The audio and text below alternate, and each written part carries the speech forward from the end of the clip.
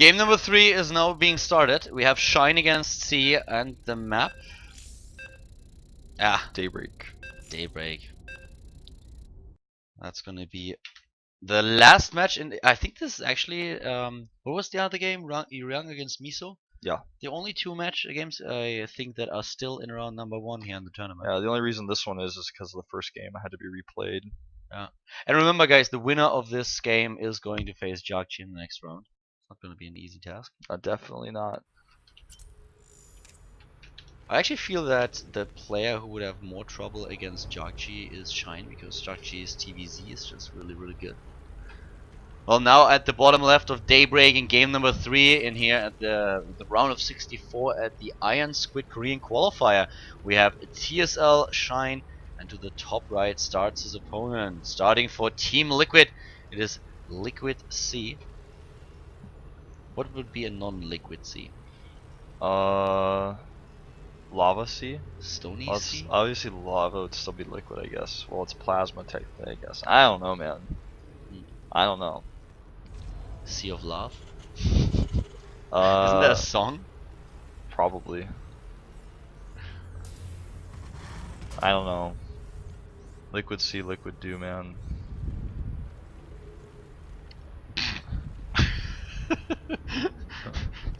Took me a second, but yeah, I guess. Featured by Liquid Monkey. Well, what we've seen so far are 2 players who won the map that they were supposed to win. Shine was supposed to win on Whirlwind, and C was of course supposed to win on oh, now I lost for words. What was the other map? Antigua. Yeah, exactly. I hate it when that happens. You're just about to say it and then you're suddenly like, wait a second. I forgot. Okay, there's the expansion right now. 15 hatch once more for Shine. C is playing it with 14 CC this time. This is one of the things that we talked about on the earlier maps. He didn't do it on Antigua, he didn't do it on map number 1, which was Whirlwind, but he does it on this map on Daybreak, and he scouted immediately. Shine can play a bit more greedy now. He's actually killing some building time here as well. Yep, he's being very annoying. This drone will actually get chased away. He's got to repair a little bit. This type of harassment can really be so frustrating as a Terran player, because you lose mining, you have to spend money on repair, and the drone, it's pretty easy for the drone to do that. It's like the drone, hold that thought as third base, but the drone regenerates hit points constantly, unlike the SCV, which does not regenerate at all, and the drone is like slightly stronger than the probe in that sense, as the probe can only regenerate after it's left alone for a brief period of time. Now we have the spawning pool after the double hatch, so we have Shine reacting to what he scouted. He saw the 14 CC and he immediately analyzed that there are not going to be any Marines on the map that could pressure him, that the Hellions will be delayed. Therefore he starts with a double hatch before he starts his pool. It's a very greedy build that Zerg players only use if they have the scouting information. No Zerg will actually try to pull this off if he doesn't know what his opponent is doing. Well, I think there was one exception when we had, I think it was Curious against Marine King, I actually don't know anymore, but in the beginning when we first saw the strategy emerge, players just did it against Marine King without even scouting, because they knew he would start with a 14 CC. There was just no question about it. Well, you know, if you really know that, got a 6 pool. Yeah, I guess. Marine King has defended that before, though. But on the other hand, this is exactly the strategy that Marine King faced when he was playing Suo Shin, and also against other players, and every single time. Like the last 3 times that I saw him play against a 6 or 7 pool, he won. People are just getting a little bit reluctant to cheese him. It's like, nah, it's Marine King, I don't really want to. Yeah, you know, even if you want to pull an ST because you're tired, you don't want to do it against Marine King. You gotta play that full final game. Well, to the right side of the map for C, we see now, of course, the preparations for the reactor factory. Hellions, the factory is done and in position. Banshees as a follow-up are still highly possible here. Let's have a quick look in the main base. There's the double gas, so Cloak would also be an option. And for Shine, the main task now is to defend, to make sure that his bases are safe. He knows that if he is able to defend against Hellions and Banshees, he will be in a great position regarding his economy. So if that's going to work out for him, then he will be able to just overwhelm C later on in the later stage of the game. Yeah, I mean, C is not getting a third yet, so you're so right. If the damage isn't done, then Shine is going to be really happy. He's going to be way ahead. C is going to go for Banshees here as a follow-up. Will likely get Cloak, although we did see him fake out and skip it last time. Slightly different build order though. And we'll see in just a second. There it is. Cloak is being started, and we have now finally a bit of a wall. Once again the Roach Warren, but more as a defensive structure than yeah, as part of this Roach and Bailing attack. We talked about it on Antigua.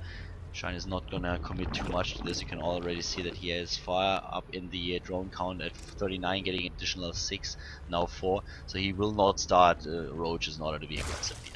Goes for the evolution chamber 2, and there's the third base for C, who actually builds it right at the mineral line, which is something that we don't see that often Yeah, anymore. that's really risky and scary. Obviously, we'll hold that thought. He's going to get into the main base with his Hellions, and a lot of drones are going to be killed here. By the way, I just checked, the range is fine. Okay, thank you for checking, because I was a little bit stressed.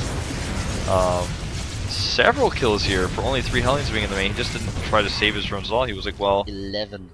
sometimes it's better not to pull, but I don't know if this is one of those times. Yeah, with 3 Hellions, this is a lot of damage that they dealt. Only, well, how many harvesters actually survived? I don't know. But 11 were killed, and that's the bigger deal here. The thing, of course, is with the 3 base that he has, Shine has a lot of lava. And these lava will just enable him to get more drones a lot faster. But it's still a problem. The Hellions that are going to be killed here, it's of course a great situation for Shine, taking down those. Yeah, Hellions with slow lings. Yeah, exactly. With the slow lings, take them down and make sure that now C can't be that aggressive anymore. But guess what? C's once again going for the mech style. Yeah, that's really interesting to me. You can argue that mech is the easier way to play against Zerg. I absolutely agree. If you play bio and you have to rely on drop plays, you have to go for these multi-prong attacks. Splitting your Marines against Banelings. Exactly, it's so much harder to pull it off. If you play a mech style, it's a bit easier to execute. Yeah, that's why I play mech against Zerg, because I'm not very good at splitting, I'll be honest. You hit me on the ladder, you think it's me, just let you know, I'm probably playing mech. Alright, Zerg. good to know. Widow Mines though, watch out for those two. Yeah, don't get me started with Widow Mines, my friend. There they are, double factory, and let's have a quick look in the main base of Shine, who's currently taking 2 layer. He's already set up with the 2 spore crawlers. We didn't see too much Banshee aggression here, but he's just set. There's not a lot that can happen. This Banshee might get a kill or 2, but right now there's not a lot that C can actually achieve with this, except forcing all these. Yeah, he cancelled those. That was pretty smart. He was gonna make 3 Take though. them out a little bit. It's like, okay, what? You have Banshees? I'm gonna use the 3 overseers right away. Yeah, you just saw 1 Banshee and was like, whoa! Better safe than sorry. Well, I think you can overdo it. By the way, he's getting Overlord drops right now with his Roach speed, which is going to be really, really cool. We've seen a lot of players like Hyun use this in multiple matchups, and dropping on top of mech armies can be quite effective. Yeah, his favorite matchup is the matchup against Protoss to do it, but now we see it against Terran, and this is still very strong, especially when you circumvent the siege tanks that are, of course, inevitably trying to protect those bases. He will drop in the main base, most likely, and if he has another small force set up to attack the third base, it's going to be really difficult for C to defend this. Mech is very, very slow, and therefore it's not going to be easy to just defend the main base and the natural. Yep. Oh, even a 4th base coming up. He's actually playing this really greedy. Yeah, he really is. When you have a mech composition, it's really hard to take that force. On a map like this, it's easier than, for example, on a Whirlwind, but Zerg player can easily attack that if he knows. He doesn't have any lings on the map, so he's not able to do an attack like that, but even without lings, it's pretty hard to hold a base like this if you send your roaches over there.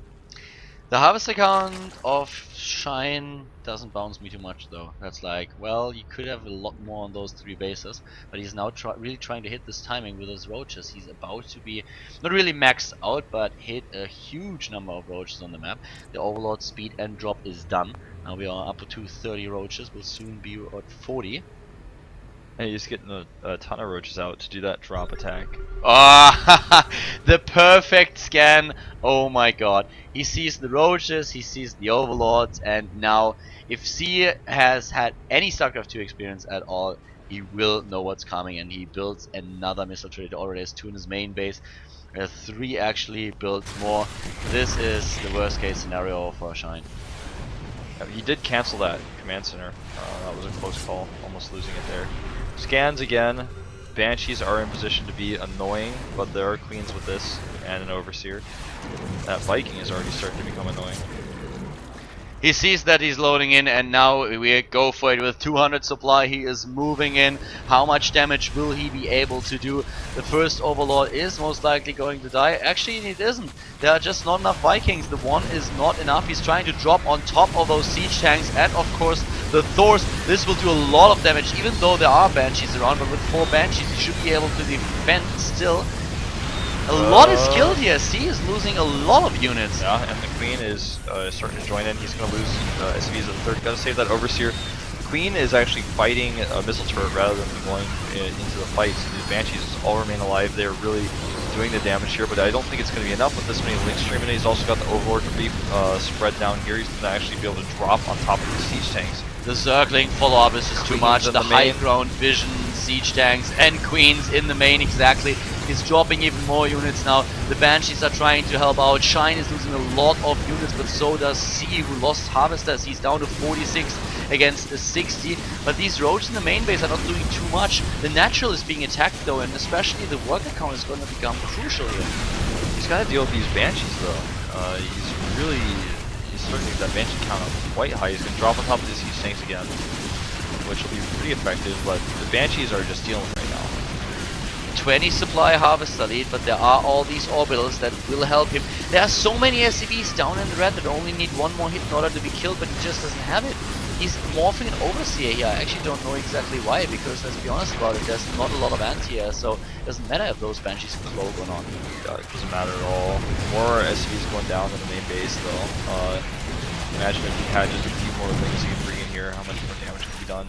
Now he's switching into Spire Tech. There's multiple reasons for this. He can't mine from that 30, so again he's going to lose his 2 meals, it's a lot of energy lost. But he does have a decent mineral bank already, almost 1,000. But look at the bank of Shine. He's able to spend so many resources as soon as that Spire finishes. If he wants to go for mutas, which he will. 10. Yeah, he needs something against those Banshees, and of course by now he knows that there are no Thors left. The only anti-air that he's currently relying upon is actually the missile turrets, but with 15 Mutalisks built, that's not going to matter too much. You can just snipe missile turrets so easily if you have like 15 to 20 Mutalisks. The 3rd base is still not mining for C. It definitely looks like he's going to be out of luck here. He tries to go for a counter attack with the Blue Flame Hellions, trying to sneak into this mineral line and then just kill enough harvesters to make it work. But at this point it looks like C will lose this game. Shine has definitely the better position. He has to take down a lot with the Mutalisk though. He shows them as he realizes he has to defend somehow. Nice block with the Queen. Very nice block. Yep. GG. He knows he's basically at checkmate. There's no way for him to hold that many mutas. He doesn't have the minerals to build more missile turrets, so that's also a big problem for him. But yeah, game over, and therefore we have Shine up against Jakji in the 2nd round of the tournament.